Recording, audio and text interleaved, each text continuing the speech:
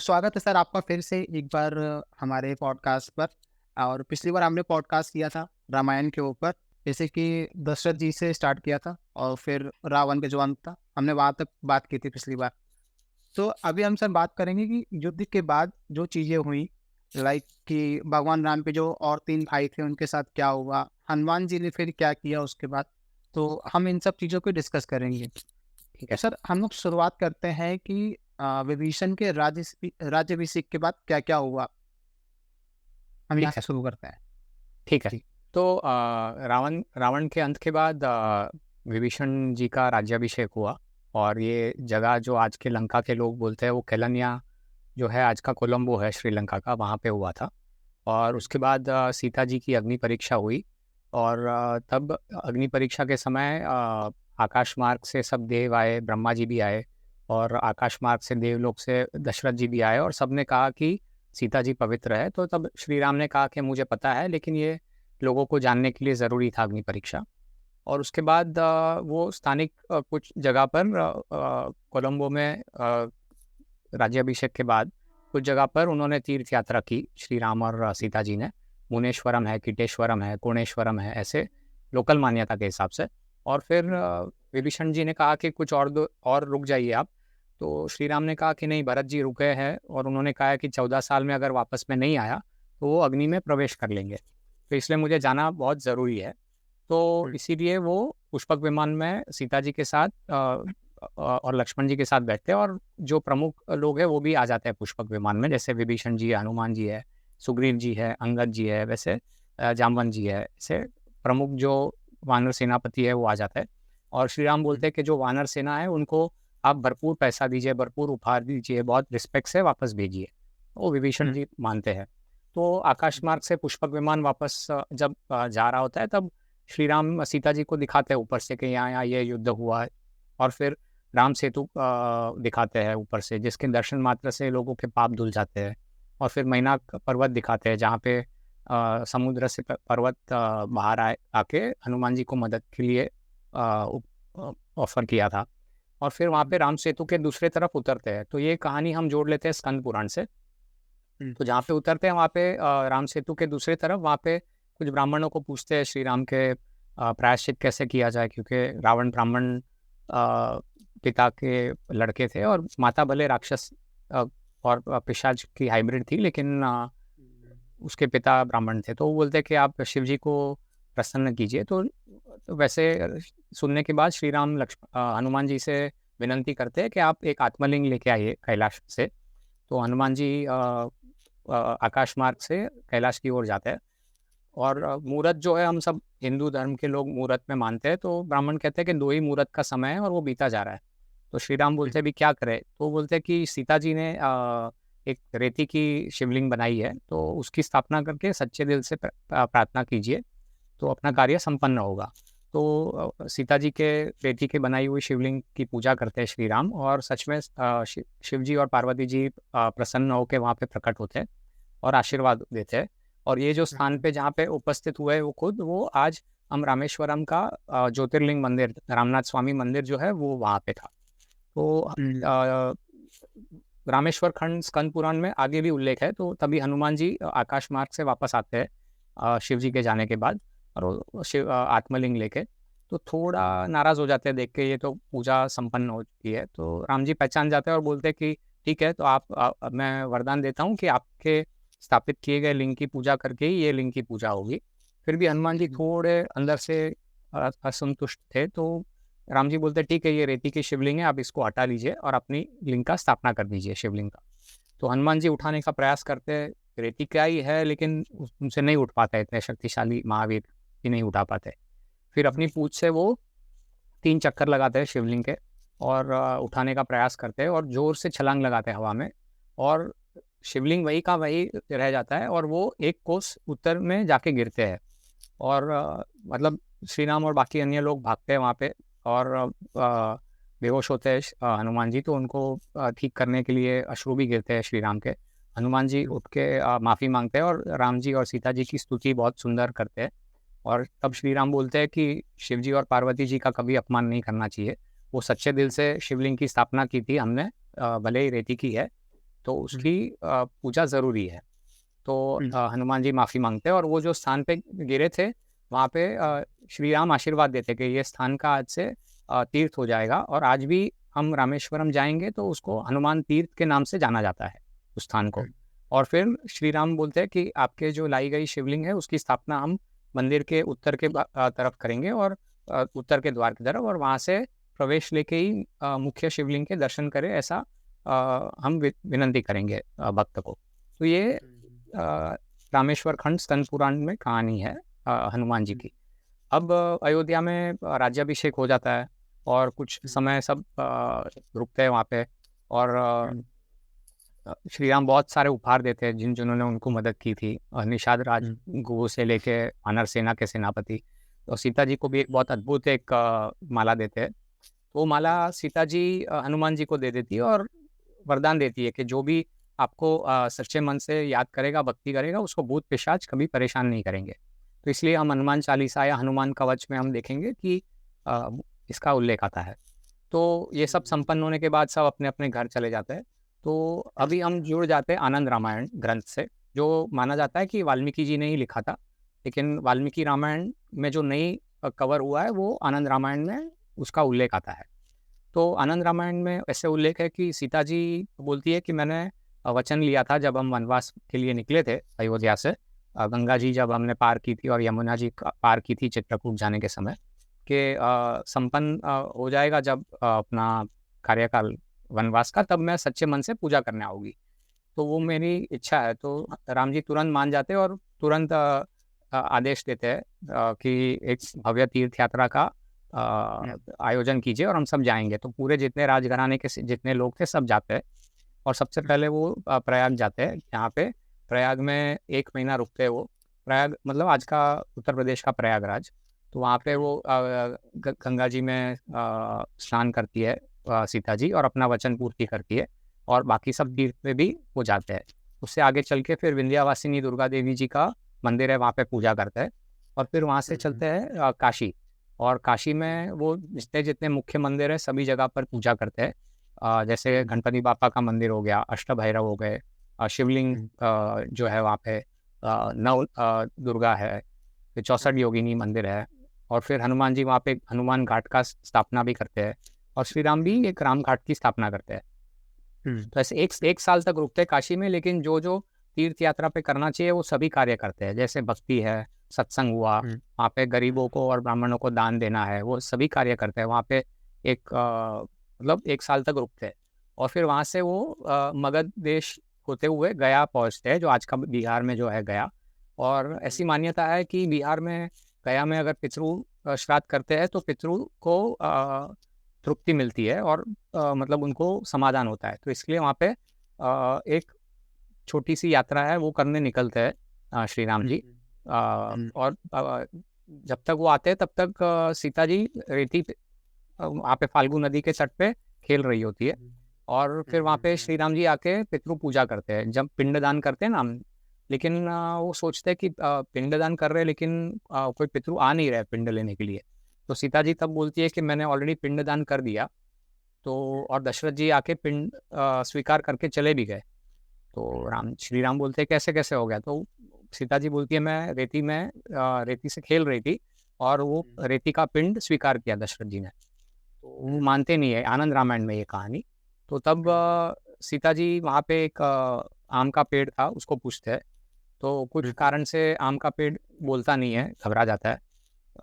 तो तब सीता जी श्राप देती है कि मगध देश में गया में आम के पेड़ को आम नहीं हो गए। फिर वो फाल्गु नदी से पूछती है, तो कुछ कारण से वो भी नहीं जवाब देती है। तो फाल्गु नदी को श्राप देती है सीता जी कि आप अधोमुखी हो जाएगी। तो आज भी हम देखेंगे कि फाल्गु नदी कुछ समय के बाद अधोमुखी हो जाती है। और फिर गौ माता को भी पूछती है, तो गौ माता भी नहीं बोलती है। तो गौ माता को भी श्राप देती है कि आपकी पूछ पूजी जाएगी। और बिल्ली को भी पूछती है, तो बिल्ली की पूछ को अशुद्ध, मतलब उसको आज भी हम बिल्ली की पूछ को छूते हैं तो वो टेढ़ी हो जाती है और वो आगे चली जाती है। और फिर पीपल के झाड़ को भी पूछती है, तो पीपल के झाड़ को भी पूछती है तो वो भी चुप रहते हैं। तो वो बोलती है कि पीपल के झाड़ यहीं पे आप स्थापित रह जाएंगे, आप हिल नहीं पाएंगे। शायद पुराने ज़माने में झाड़ भी हिल पाते होंगे। और ब्राह्मणों को पूछती है, तो ब्राह्मण भी भयभीत हो जाते हैं। तो ब्राह्मणों को भी श्राप देती है, वहाँ के ब्राह्मणों को, कि आपको तृप्ति नहीं होगी, आपको हमेशा, क्योंकि लक्ष्मी का स्वरूप है ना सीता जी, तो लक्ष्मी से हमेशा आप असंतुष्ट रहेंगे। और तब सूर्यदेव को याद करती है सीता माता और बोलते सच्चे दिल से, तो सूर्यदेव प्रकट होते हैं और तभी आकाश मार्ग से दशरथ जी भी आते हैं और बोलते हैं कि सीता जी जो कह रही है वो सच है, मैंने पिंडदान स्वीकार किया, दशरथ जी बोलते हैं। और सूर्यदेव भी बोलते हैं कि स्वीकार हुआ। और दशरथ जी कहते हैं मैंने रेती का पिंड इसलिए स्वीकार किया क्योंकि गया में कई समय तकलीफें होती है, आसानी से पितृश्राद्ध विधि संपन्न नहीं होती है, इसलिए मैंने वो स्वीकार किया था। लेकिन मैं श्री राम का भी स्वीकार करता हूँ पिंड, और फिर ये स्वीकार करके चले जाते हैं।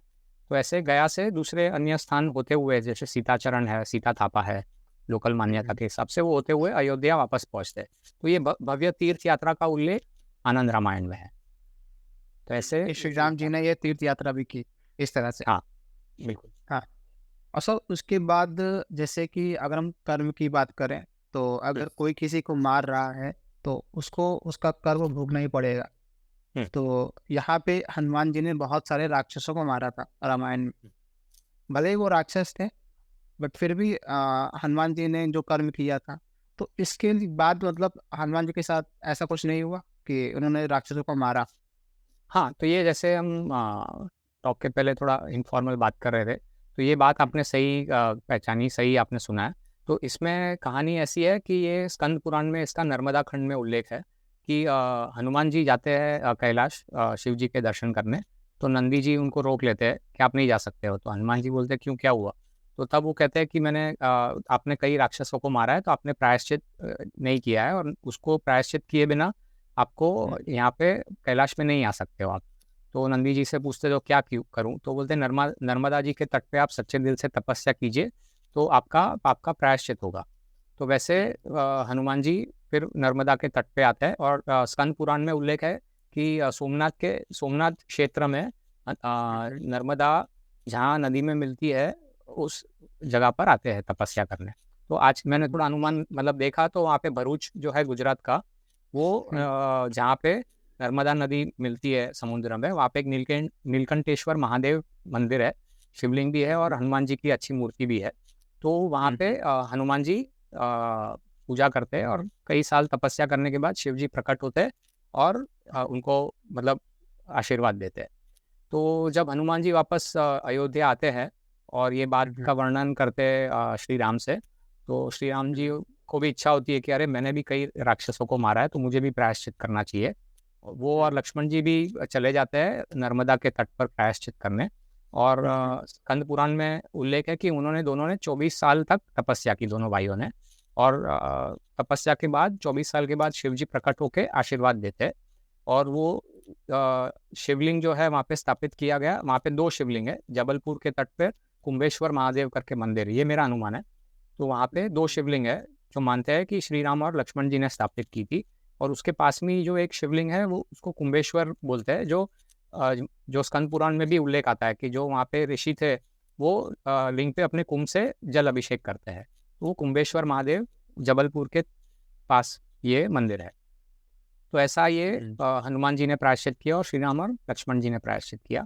और बाद में स्कंद पुराण में और एक अच्छा उल्लेख है कि वो कुरुक्षेत्र भी जाते हैं। जैसे हम आज भी मानते हैं कि सूर्य ग्रहण के समय ब्रह्म सरोवर में स्नान करने काफ़ी लोग जाते हैं, तो वैसे स्कंद पुराण में उल्लेख है कि वो तभी कुरुक्षेत्र गए थे, और वहाँ पे उन्होंने 12 साल एक सत्र यज्ञ करके, यज्ञ का नाम है, वो भी संपन्न किया। ठीक है। फिर तो हम जैसे सीक्वेंस में चल रहा है, तो श्री राम जी ने उसके बाद, जो कि रामानंद सागर जी के सीरियल में भी दिखाया गया है, कि उन्होंने अश्वमेध यज्ञ किया। तो सबसे पहले ये बताइए कि अश्वमेध यज्ञ होता क्या है और इसकी क्या हिस्ट्री है, और इसके बारे में बताइए हमें। ठीक। तो पुराने ज़माने में मतलब धर्म की स्थापना करना बहुत ज़रूरी होता था, क्योंकि जब भी अधर्म का प्रभाव बढ़ता है तब लोग परेशान होते हैं। अधर्म के कारण जो प्रॉस्पेरिटी है, सुख संपन्नता है, धन है, वो कम हो जाता है। तो धर्म की स्थापना करना बहुत ज़रूरी हो जाता है। तो धर्म की स्थापना करने के कई मार्ग है। एक मार्ग जो है वो जो युधिष्ठिर ने चुना था राजसूय यज्ञ का, वो मार्ग होता है कि राजा अपनी सेना को सब दिशा में भेजते हैं, और जहाँ जहाँ जिस राज्य में प्रवेश करते हैं वहाँ पे युद्ध होता है और वो राजा के साथ युद्ध होता है, तो जो राजा विजयी रहता है सभी युद्ध में, तो उसका राजसूय यज्ञ सफल हुआ वैसे मानते हैं और उसका राज चलता है वहाँ पे। और ये लेकिन इसमें थोड़ा खून खराबा होता है। लेकिन जो श्री राम के भाइयों ने सुझाव दिया था और वशिष्ठ मुनि के सुझाव से श्री राम और कई अन्य राजाओं ने भी किया है, अश्वमेध यज्ञ करने का सुझाव था। तो उसमें युद्ध अनिवार्य नहीं है। उसमें क्या होता है, घोड़ा होता है, अश्व यानी घोड़ा। तो उस घोड़े के आगे राजा का एक डिक्लेरेशन होता है कि मैं ये राजा हूँ इस राज्य का और ये मेरा घोड़ा है। अगर आपको मेरा धर्म का राज्य कबूल है तो इस घोड़े को जाने दीजिए, और नहीं है तो आप युद्ध कीजिए। तो जो भी क्षेत्र में जाता है घोड़ा, उसमें चॉइस होता है वो राजा को वहाँ वो क्षेत्र के कि मैं युद्ध करके मेरा ही संचालन होना चाहिए, मैं जैसे कहूँ वैसे, या जो धर्म का प्रवचन कर रहा है तो उसका स्थापना होना चाहिए। तो वैसे खून खराबा बहुत ही कम होता है। तो ऐसे श्री पद्म पुराण में उल्लेख है कि श्री राम ने 10 अश्वमेध यज्ञ किए। वाल्मीकि रामायण में भी 10 का उल्लेख है शायद। और पद्म पुराण में उल्लेख भी है कि कैसे उसकी तैयारी कैसे होती थी। तो 1000 यज्ञ कुंड बनाते हैं वशिष्ठ मुनि, बनवाते हैं, और 1000 ब्राह्मण बैठ के वो विधि करते हैं अश्वमेध यज्ञ की, जब तक घोड़ा गया होता है। और उस समय जितना समय घोड़ा घूम रहा है बाहर राजा की सेना के साथ, उतने समय तक वो राजा को ब्रह्मचर्य का पालन करना है। तो मतलब श्री राम उतने समय तक ब्रह्मचर्य का पालन कर रहे थे।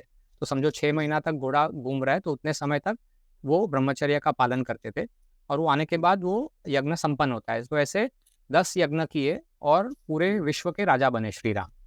तो ऐसा एक उल्लेख है अश्वमेध यज्ञ का। लेकिन जो 11वां यज्ञ था वो लव और कुश से जुड़ा हुआ है, जिसके पहले सीता माता की कहानी आती है। ठीक।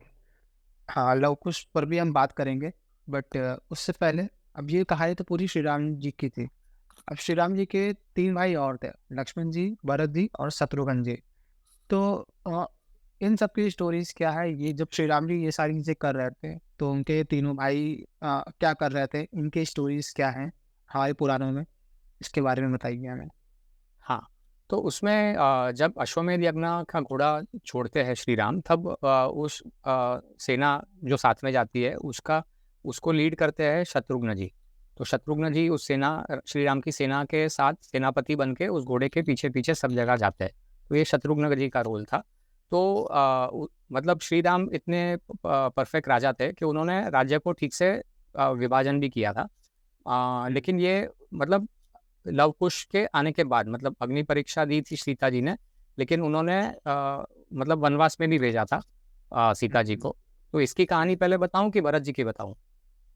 क्योंकि सीक्वेंस में पहले सीता जी की कहानी आती है। आप तो सिर्फ कह रहे सीता जी के ऊपर। ठीक है। तो सीता जी की कहानी ऐसी है कि हम काफ़ी लोग सोचते हैं कि उन्होंने लंका में अग्नि परीक्षा तो दी, और वो स्थान का नाम भी है देवरुमपोला लंका में, जहाँ पे आज भी लंका के लोग मानते हैं कि किसी ने वचन दिया वहाँ पे, तो वो मतलब सच्चाई है। तो अग्नि परीक्षा का स्थान भी है। तो हम सोचते हैं कि अग्नि परीक्षा तो दी, लेकिन उसके बाद भी सीता माता को क्यों वनवास में भेजा श्री राम ने? तो इसकी जो कहानी है वो पद्म पुराण में है।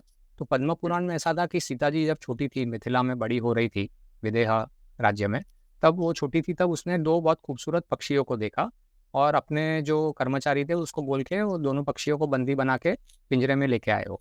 तो वो दोनों पक्षी तोता थे। तो एक मेल पुरुष और एक महिला थी। तो महिला वो तोता थी, वो बोलती है कि मैं गर्भ से हूँ, तो मुझे प्लीज़ जाने दो, मुझे डिलीवरी करनी है, तो मुझे वन में करना है। और वो जो पुरुष होता है तोता, वो बोलता है कि ऐसा नहीं छोड़ रही है आप, तो डिलीवरी के बाद हम स्वयं से आ जाएंगे आपके यहाँ पे बंदी बन के। तो फिर भी सीता जी हट करती है, जिद करती है, दोनों को छोड़ती नहीं है। तो उस दरमियान दुख के कारण वो जो स्त्री पक्षी थी वो गुजर जाती है। लेकिन गुजरने के पहले वो श्राप देती है सीता जी को कि जैसे मुझे तकलीफ हुई प्रेगनेंसी में, गर्भ अवस्था में, वैसे आपके प्रेगनेंसी में भी आपको तकलीफ होगी। और पुरुष पक्षी अपने पत्नी के गम में वो भी गुजर जाता है, लेकिन गुजरने के पहले क्रोधित अवस्था में श्राप देता है कि मैं आपको श्राप देता हूँ कि आप अपने जैसे मैं मेरी पत्नी से जुदा हुआ, वैसे आप अपने पति से जुदा हो जाएगी, और इस जुदाई का कारण मैं बनूंगा। तो पद्म पुराण में स्पष्ट उल्लेख है कि वही जो पक्षी था वो पुनर्जन्म लेता है एज अ धोबी रामायण में, जो धोबी के कहने पे श्री राम ने सीता जी को छुड़ा था। तो ये पद्म हम्म, पुराण में, तो ये जस्टिफाई करता है कि सीता जी को क्यों वनवास में जाना पड़ा। और वो भी इतना आसान नहीं था श्री राम के लिए। मतलब जब लक्ष्मण जी वन में छोड़ने जाते हैं तो सीता जी बोलती भी है, ये कैसे हो सकता है, वो मुझसे अ, अपने आप से जितना प्यार करते हैं उससे ज़्यादा मुझसे प्यार करते हैं। तब मतलब लक्ष्मण जी की अवस्था बहुत बुरी थी, वो रोने भी लगे थे। लेकिन उसके पहले श्री राम की अवस्था और एक जानना ज़रूरी है, जो वाल्मीकि रामायण में कहा गया है कि वो अपने तीनों भाई को प्राइवेट में बुलाते हैं जब ये धोबी का किस्सा पता चलता है। और वो तीनों भाइयों को बोलते हैं कि ऐसा ऐसा किस्सा है, मेरे राज्य में एक भी आदमी असंतुष्ट रहे, मैं मेरे राजधर्म के खिलाफ है, तो तलवार देते हैं लक्ष्मण जी को कि मुझे मार दो क्योंकि मैं इस अवस्था में नहीं जी सकता हूँ। तो लक्ष्मण जी बोलते हैं मैं नहीं मार सकता हूँ। तो चॉइस देते हैं श्री राम कि या आप मुझे मार दो या फिर सीता जी को वन में छोड़ दो। तो तीनों भाई बहुत समझाते हैं, लेकिन वो बोलते हैं कि सूर्यवंशी जो राज घराने का नाम है, जो प्रतिष्ठा है, वो बिल्कुल उसको ठेस नहीं पहुंच सकती है। तो वो खुद इतने दुखी होते, इतने बड़े पूरे विश्व के राजा है, लेकिन वो दूसरा विवाह नहीं करते हैं इस के बाद भी। तो ये कॉन्टेक्स्ट है कि वनवास में पद्म पुराण की जो कहानी है और वो श्री राम को क्यों भेजना पड़ रहा है। तो और एक कहानी श्री राम की ऐसी है कि बहुत प्राचीन काल में एक देव असुर की लड़ाई चल रही होती है, और उस दरमियान जो असुर के गुरु है शुक्राचार्य, उनकी माता के घर असुर पनाह ले लेते हैं, चुप जाते हैं। तो उनका नाम, वो भृगु ऋषि के पुत्र है शुक्राचार्य, और भृगु ऋषि की पत्नी का नाम है पुलोमा। तो ये वहाँ पे जब चले जाते हैं तब देव वहाँ पे आक्रमण नहीं कर सकते क्योंकि ऋषि की पत्नी भी बहुत शक्तिशाली है। तब वहाँ पे विष्णु जी आते हैं और विष्णु जी स्त्री का अंत करते हैं।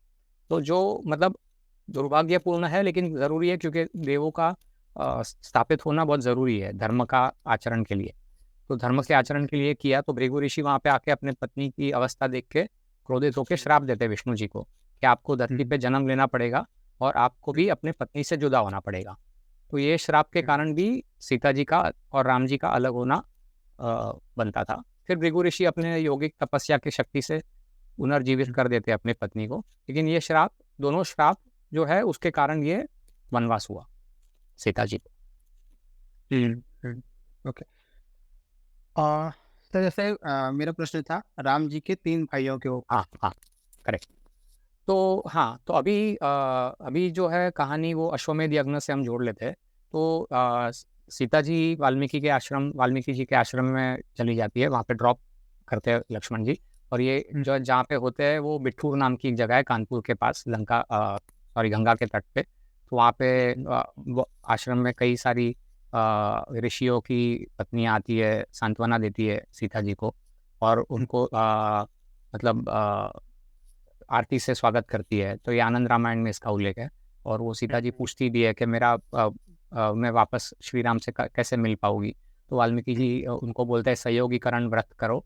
तो वो व्रत का मतलब मेरे अनुमान से वाल्मीकि आश्रम के बाजू में बिठूर में एक सीता मंदिर भी है, वहाँ पे किया होगा उन्होंने व्रत। तो ऐसा कहानी है। और वहीं पे आश्रम में सीता जी कुश और लव को जन्म देती है। तो कई साल बीत जाते हैं, और कई साल बीतने के बाद जब 11वां अश्वमेध यज्ञ हो रहा है, तब वो घोड़ा जब घूम रहा है तो शत्रुघ्न जी, पद्म पुराण में वापस ये कहानी है। तो शत्रुघ्न जी घोड़े के पीछे है, तो वो आश्रम के पास आते हैं। और तभी वाल्मीकि जी श्री राम के यज्ञ में ही है, लेकिन बाकी ऋषि और सीता जी कुशलव आश्रम में है बिठूर में। तो कुश पहले लव घोड़े को पकड़ लेते हैं और सेनापति को हराते हैं। फिर शत्रुघ्न जी को हरा देते हैं, मूर्छित कर देते हैं, और सुग्रीव जी और हनुमान जी को भी हरा के उनको बांध देते हैं। इतने शक्तिशाली होते हैं दोनों ट्विंस, लव और बाद में कुश जीत जाते हैं, क्योंकि वाल्मीकि जी की शिक्षा होती है। तो और खुश होके अपनी माता को बताने जाते हैं, देखो हमने 2 वानरों को बांध दिया, और ऐसे एक योद्धा थे शत्रुघ्न जी। समझ जाती है सीता जी के शत्रुघ्न जी और सुग्रीव और हनुमान जी की बात कर रहे हैं। तो तुरंत आदेश देती है दोनों बेटों को कि छोड़ दो वो वानरों को। और फिर सूर्यदेव से सच्चे दिल से प्रार्थना करती है कि अगर मैं तन से, मन से और शब्द से पतिव्रता रही हूँ, तो वो जितने भी मूर्छित हुए सेना के लोग सबको ठीक कर दो। और उसी समय शत्रुघ्न और बाकी अन्य लोग युद्ध भूमि में खड़े हो जाते हैं और वापस मुंह लटका के घोड़े को लेके यज्ञ स्थल पे आ जाते हैं। तो श्री राम पूछते क्या हुआ, तो बोलते कि हम हार गए 2 छोटे बच्चों के सामने। और मतलब तब वाल्मीकि जी का उनको पता चलता है कि ये मतलब, और शत्रुघ्न जी बताते हैं कि ये लव और कुश है और सीता जी के पुत्र है, क्योंकि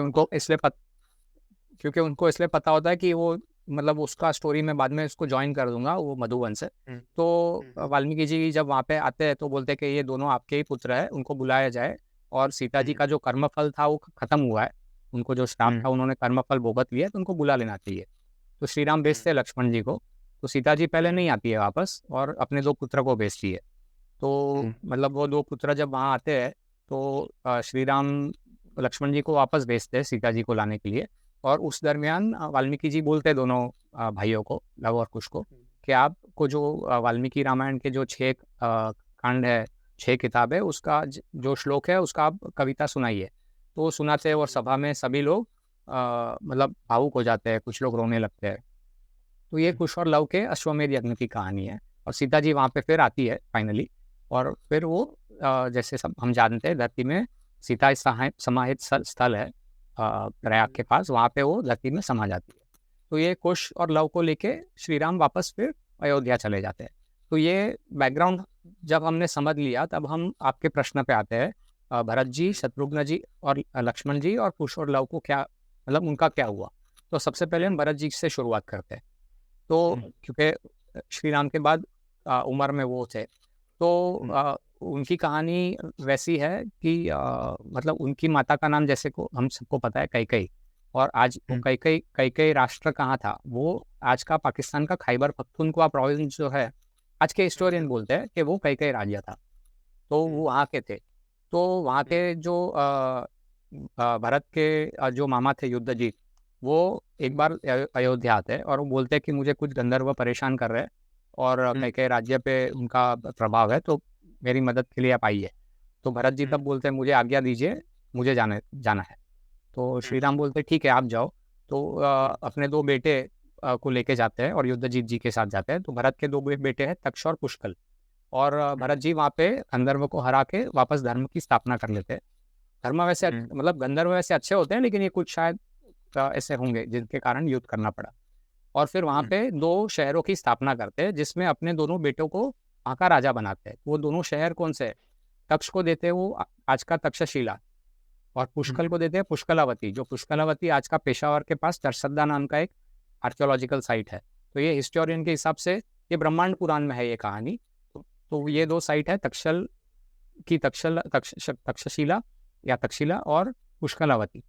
ये भरत जी की कहानी हो गई। और जब श्री राम जल समाधि लेते हैं तब भरत जी उनके साथ होते हैं, तो भरत जी भी जल समाधि लेते हैं। अब उनके बाद के जो भाई है लक्ष्मण जी की बात करें, तो वो लक्ष्मण जी को कौन सा पार्ट देते हैं, वो पश्चिम में, अयोध्या से पश्चिम का भाग देते हैं।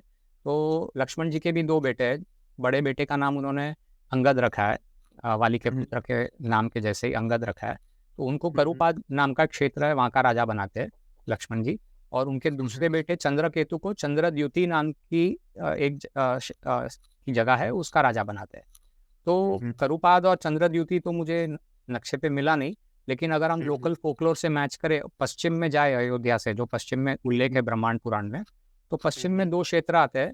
एक लखनऊ, जो पहले का पुराना नाम था लखनपुर या लक्ष्मणपुर, तो वो एक हो सकता है।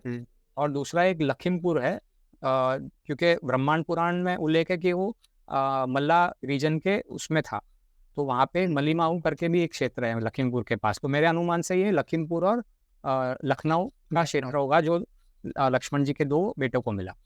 अब तीसरे बेटे पे आते हैं शत्रुघ्न जी। तो शत्रुघ्न जी जब अयोध्या में थे तब 2 ऋषि आते हैं अयोध्या, च्यवन ऋषि और भार्गव ऋषि, और श्री राम को आके बताते हैं। ये कहानी भी ब्रह्मांड पुराण में है और स्कंद पुराण में भी है शायद।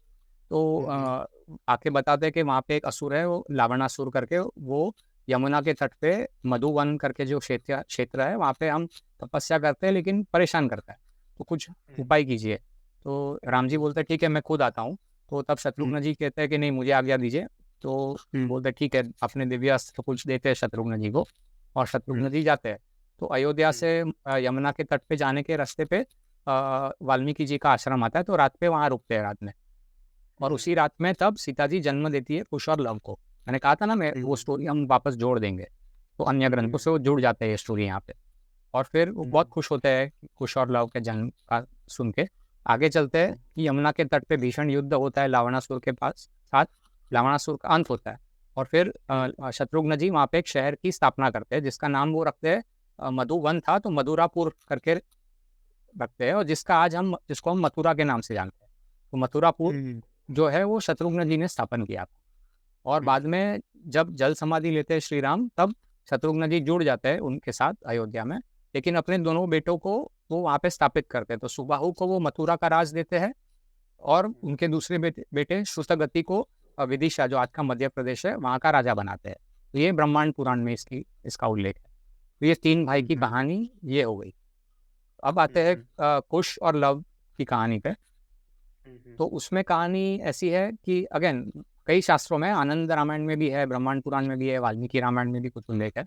तो उसमें कुश को मिलता है अयोध्या का राज, क्योंकि जब जल समाधि लेने का समय आता है तो श्री राम बोलते हैं कि मैं जल समाधि ले रहा हूँ, तो भरत को राजा बनाने की बात चलती है।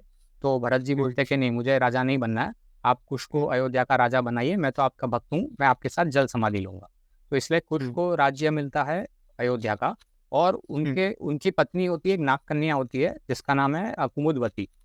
तो कुश और कुमुदवती के जो बेटे थे उनको दूसरी राजधानी, उसकी अयोध्या के अलावा दूसरी राजधानी वो स्थापित करते हैं कुशावती, जो आज का यूपी का कुशीनगर है। तो वहाँ पे पूर्व की दिशा में अयोध्या से, और दक्षिण की दिशा में दक्षिण कोसल के ऊपर भी उनका राज होता है, ग्रंथ में लिखा है। तो हम दक्षिण की तरफ जाएंगे तो दक्षिण में कोसल मुझे 2 मिले मैप में, एक छत्तीसगढ़ में कोसल मिला बिलासपुर के पास, और एक उड़ीसा में भी कोसल मिला। तो मुझे लगता है कि ये जो क्षेत्र है, और यहाँ पे कौशल्या माता का मंदिर भी है छत्तीसगढ़ में, तो ये जो क्षेत्र है वो कुश के वंशज को मिला, ऐसा मेरा मानना है, और वो शास्त्र से मैच होता है। अब हम लव की बात करें तो शास्त्र में लिखा है कि उनको श्रवस्ती का राजा बनाया, क्योंकि श्रवस्ती की स्थापना भी एक सूर्यवंशी राजा ने की थी, जो श्री राम के पूर्वज थे। तो लव को वहाँ के राजा बनाते, और बाद में लव के वंशज कहाँ कहाँ गए, तो इसका हम अनुमान लगाने का अगर हम प्रयास करेंगे तो बहुत सारे क्षेत्र मिलेंगे। जैसे पश्चिम की तरफ जाएंगे तो लाहौर का पुराना नाम था लवपुर, और वहाँ पे लाहौर का जो एक पुराना किला है, वहाँ पे लव का मंदिर भी है आज भी, मतलब खंडर बन गया है दुर्भाग्य से, लेकिन तो लव ने लाहौर की स्थापना की। और अगर हम पश्चिम में जाएंगे तो कैस्पियन सी के बाजू में 2 शहर है जिनका नाम है रामसर और सियावर। तो ये राम के ही कोई वंशज ने इसकी स्थापना की होगी। फिर अगर और पश्चिम में जाएंगे तो इजिप्ट पे अगर पहुंचेंगे तो उसका इजिप्ट का सबसे शक्तिशाली राजा था रामसे द सेकंड। तो रामसे द सेकंड, मतलब वेस्टर्न हिस्टोरियन बताता है कि रामसे द सेकंड का जो लिनिएज है वो आता है रामसे द फर्स्ट और सीते से। तो उनके पूर्वज थे रामसे द फर्स्ट और सीते। तो और रामसे द सेकंड बहुत पराक्रमी राजा था इजिप्ट का, और उसने वहाँ पे सती और पिता का एक मंदिर की भी स्थापना की थी, मतलब शिवजी और पार्वती जी या सती की मंदिर की स्थापना, ऐसा मतलब लिखा है वहाँ पे, सीता और पति, मतलब हम पशुपति बोलते हैं ना, पशुपतिनाथ शिव जी को, तो वो स्थापना की थी। अगर हम और पश्चिम में जाए तो दक्षिण अमेरिका की तरफ अगर वहाँ तक पहुँचे, वहाँ पे पेरू नाम का एक बड़ा देश है। तो पेरू के जो पहले के जो लोग थे उनका नाम था इनका INCA, और इनकन जो लोग थे वो पूजा करते थे सूर्य देव की, और उनका जो पुराना जो मेला था या उत्सव था उसका नाम था रामसित्वा। तो वो रामसित्वा का उत्सव मनाते थे अभी, और इंती रामी करके उसका उत्सव का दूसरा नाम भी था। तो मतलब इंती यानी सन गॉड, तो इंती रामी और रामसित्वा से हम अनुमान लगा सकते हैं कि श्री राम के वंशज वहाँ तक उनका राज्य था। और अगर हम अभी पूर्व में जाए तो पूर्व में थाईलैंड में 2 प्राचीन शहर है, बैंकॉक से भी बहुत पहले गए, तो जिनका नाम है लवपुरी और अयोध्या। तो लवपुरी यानी लव से, और अयोध्या यानी अयोध्या से। तो वहाँ पे भी सूर्यवंशी राज था, और तभी प्राचीन थाईलैंड के लोग ईशान लोग कहते थे, मतलब वहाँ से जो ईशान्य दिशा में लोग थे उनको ईशान कहते थे। ईशान यानी नॉर्थ ईस्ट, या उत्तर पूर्व जो दिशा है उसको ईशान कहते हैं। और आज भी लाओस के लोगों को ईशान कहा जाता है। और लाओस का, जैसे इंडिया का प्राचीन नाम भारत है, ऐसे लाओस का प्राचीन नाम लव है। और वो मानते भी है कि यहाँ पे हमारे जो राजा थे वो लव के वंशज थे। तो इतना प्रभाव फैला हुआ था लव कुश का, और भरत जी, शत्रुघ्न जी और लक्ष्मण जी। तो ये इनका ये बैकग्राउंड है। हाँ, तो इसमें मेरा एक प्रश्न है, वो ये है, जैसे आपने कहा कि शत्रुघ्न जी के एक पुत्र थे, उनको मथुरा दिया गया, मथुरा के वो राजा थे, और कृष्ण जी के टाइम में मथुरा के जो राजा थे वो कंस थे। बिल्कुल। हाँ, तो दोनों का आपस में कुछ रिलेशन है क्या? नहीं, बहुत ही अद्भुत प्रश्न है। तो उसके लिए हमको अगर हम देखेंगे कि जो श्री राम का समय था वो त्रेता युग का समय था, और कृष्ण भगवान का जो समय था वो द्वापर के अंत का समय था, द्वापर के अंत का था। तो लाखों साल के बीच अंतरकाल था। तो लाखों साल में कई राजधानियाँ चेंज हो जाती है, और उसमें एक अद्भुत चीज़ ये थी जो वैदिक राजा थे कि वो एक दूसरे से लड़ाई नहीं करते थे। ऐसा एक गलत मान्यता फैलाई गई है। तो वो ऐसा था कि समझो कोई क्षेत्र का राजा अधर्मी है और अधर्म कर रहा है, तो उसको अश्वमेध यज्ञ या दूसरे कोई युद्ध के बाद उसको वहाँ पे धर्म की स्थापना होती थी। ठीक, या फिर अगर कोई वहाँ पे लिनिएज खत्म हो जाती है कि कोई राजा अब नहीं रहा वहाँ पे, समझो कोई चंद्रवंशी राजा है लेकिन उसके कोई वो राजा के वंशज नहीं है, तो वो और कोई दूसरे क्षेत्र के राजा को वहाँ पे बुला के वहाँ का राजा बनवाते थे। तो ऐसा ये कहानी है। तो मेरे अनुमान से सूर्यवंशी राजा जो थे वहाँ पे वो लिनिएज खत्म हो गई होगी जो भी कारण से, और उसके बाद वहाँ पे ये भोज डायनेस्टी यानी कंस या उग्रसेन उनके पिताजी का राज्य चला होगा। तब तो हमने अपनी इस पॉडकास्ट में बहुत सारी ऐसी बातें की जिस पे लोगों को जो भी डाउट होगा, लाइक कि श्री राम जी और सीता जी की स्टोरी तो हर कोई जानता है, बट उनके 3 भाइयों की स्टोरी, फिर 3 भाइयों के बच्चों की स्टोरी और प्लस लव कुश की स्टोरी।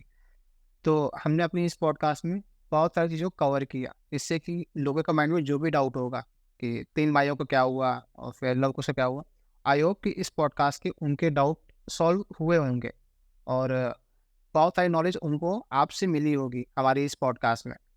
सर, तो अपनी इस पॉडकास्ट को हम इसी पॉजिटिव नोट पे ख़त्म करेंगे कि हमारे इस पॉडकास्ट को देखें, क्योंकि आपको इससे बहुत सारी नॉलेज मिलने वाली है जो आपको कहीं और नहीं मिल सकती, क्योंकि जो हमारे सर हैं उन्होंने बहुत सारी किताबें पढ़ी हैं, इन्होंने पुराण पढ़े हैं, वेद पढ़े हैं, उसके बाद ही सर यहाँ पर हमसे पॉडकास्ट कर रहे हैं और उन्होंने हमको इतनी सारी चीज़ें बताई। Thank you so much sir, आपका हमारी इस पॉडकास्ट में आने के लिए और हमसे ये सारी चीज़ें शेयर करने के लिए बहुत बहुत धन्यवाद सर आपका। धन्यवाद, आपने मुझे बुलाया, और आपको और जिन्होंने भी ये पॉडकास्ट देखा, और सभी को शुभेच्छा।